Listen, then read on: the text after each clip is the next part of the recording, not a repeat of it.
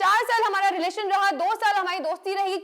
आहिस्ता आहिस्ता मुझे इनसे मोहब्बत हो गई, मैंने इनसे इजहार किया अपनी मोहब्बत का, और इस बीच में इनसे पूछती रहती थी कि आपकी फैमिली कहाँ है, आपके घर वाले कहाँ हैं, आप मुझे मिलवाइए उनसे, हम इतना बड़ा डिसीजन लेने जा रहे हैं, हम शादी करने जा रहे हैं, ये कोई छोटी मोटी बात नहीं है।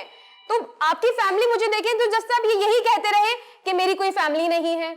मेरे ताया ने और ताई ने मुझे पाल पोस के बड़ा किया, वो गांव में रहते हैं, अब मैं यहाँ जॉब करता हूँ, शादी के बाद मैं आपको लेके जाऊंगा वहां पे। जज साहब तो ये मुझे यही कहते रहे। ये नहीं बताया कि हमारी गांव में बहुत जमीनें हैं। जी जज साहब ये इनकी मेहरबानी है कि इन्होंने मुझे ये नहीं बताया। जज साहब मैं ऐसी लड़की नहीं थी कि अगर ये मुझे बताते कि इनकी जमीनें हैं, ये रिच है, मुझे इन चीजों से कोई मतलब नहीं था जज साहब, मुझे इन चीजों में दिलचस्पी थी ही नहीं। मैं खुद इनकी बॉस थी जज साहब, मेरी सैलरी माशाल्लाह इतनी है, मेरा फ्यूचर ब्राइट है अल्हम्दुलिल्लाह, मेरा फ्यूचर, मुझे बस एक सच्चा लाइफ पार्टनर चाहिए था जज साहब। अगर मैं गलत लड़की होती, वही नहीं मिला ना, वही नहीं मिला जज साहब। अगर मैं गलत लड़की होती तो मैं अपनी दुगनी उम्र के आदमी से क्यों मोहब्बत कर बैठती।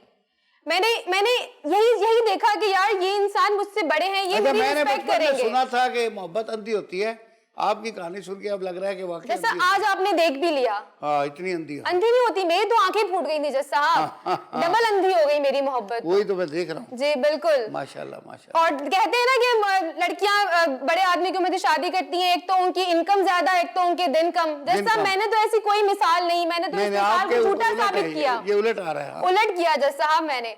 तो जज साहब 4 साल में हमें आपके दिन कम कर रहे थे। जी जज साहब, ये पीठ पीछे मेरे खंजर घोप रहे थे और मुझे पता ही नहीं चला।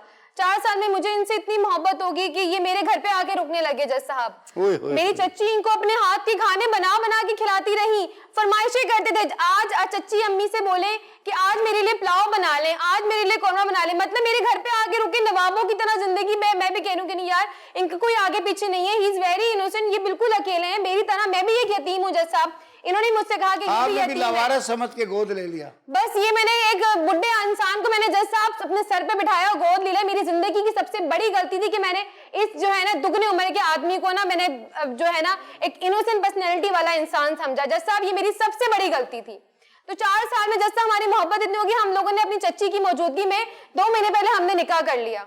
अच्छा, 4 कुछ रिश्तेदारों को बुला के, जी 2 महीने पहले हमने निकाह कर लिया जज साहब। जज साहब निकाह हमारा चलता रहा, ये टाइम नहीं देते थे घर पे। मैंने कहा जब आपका कोई रिश्तेदार नहीं है तो आप मेरे साथ क्यों नहीं रहते, आप जाते कहाँ हैं? नहीं मैं गांव जा रहा हूँ ताई ताया से मिलने, मैं शहर मैं गांव जा रहा हूँ ताई ताया से, मैं वो बीमार है। मैंने कहा मुझे भी साथ लेके चलने, यार मैं तो आपकी बीवी हूँ। आप ताई के लिए एम्बुलेंस भेज देती? मैं एम्बुलेंस भेज देती, मैं उनको आगा खान में इलाज करवाती जज साहब।